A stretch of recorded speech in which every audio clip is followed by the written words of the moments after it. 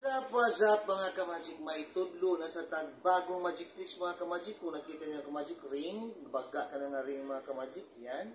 O kwintas mga ka-magic, yan. Walay putol nga kwintas mga ka-magic, just watch. Walay putol nga kwintas, yan. So, after ko mag-perform mga ka-magic, itudlo na ko. Kung yun sa pagbuhat ang magic tricks ito mga ka-magic, just watch. Kining sing mga ka-magic, atong ihulog din mga ka-magic sa isa kakwitas, dahil mo siyang pindant mga ka-magic. Yan. You know, nalock siya mga ka-magic, just watch. Kung paano nalock siya mga ka-magic, just watch. Yan. Nalock siya mga ka-magic. Yan. See? See? So, tutorial ito mga ka-magic is like this. Yan ani atong tutorial mga ka-magic. Atong badbaro mga ka-magic. Pinalock din siya mga ka-magic. Again and again. So, mukuha kag kwintas mga ka-magic. Nipis lang. Dapat nipis ang iyang ang iyang klase sa kwintas. Then, round metal or ring. Kung medyo bugat-bugat. Then, ang pag-handle mga ka-magic is like this.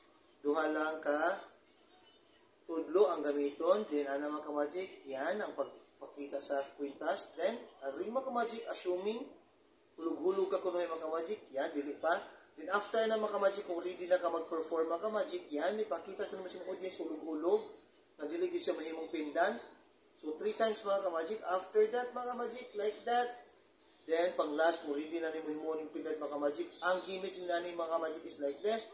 Depende sa imo mga ka-magic kung asa komportable, either dito ang pat-twist or diri ang pagpat-twist. Either dito or dinhi. Depende sa imo mga ka-magic kung asa nimo gusto i-twist ang ring para mahimo siyang tingnan din mga ka-magic. Just watch. So, ganyan lang ka-magic. Ihulog na ko mga ka-magic. Then, nagabot sa tumoy mga ka-magic, i-release ang ring at twist dito or twist din mga ka-magic. Either dito yung gusto or dinhi. Depende sa imo ang komportable. Again, wato na ito mga ka-magic. Just watch and learn. I-twist ako ang ring mga ka-magic. Nahimo siyang pindan. 1, 2, 3. Just like that. So, kung dili nyo i-twist mga ka-magic, dili siya mahimong pindan. So, I hope you enjoy mga ka-magic. Please follow my page. Inaot na nakatunan na po mong bagong magic tricks. So, and again, buhaton na itong balik mga ka-magic. So, new magic tricks na po ta, tutorial and i-reveal kung yun sa pagbuhat ang kwintas o ang pendant na masulod dili sa kwintas mga ka-magic. Just watch.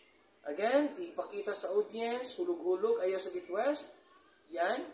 Then, pakita na sa ihulog. Then, the last mga ka-magic, kung ready na mo i-perform, twist ang ring, depende sa mga komportable, either dito or dinhi, like this mga ka-magic, para mahimo na nimong gimmick in 1, 2, 3, boom! Nahimo na siya. Pindan ang ring mga ka-magic. Please follow my page and like my YouTube channel. I hope na may nakatunan na sa kamong bagong magic tricks tutorial, kwintas o ring magic tricks revelation. Vivat Jesus! See you for the next episode mga ka-magic.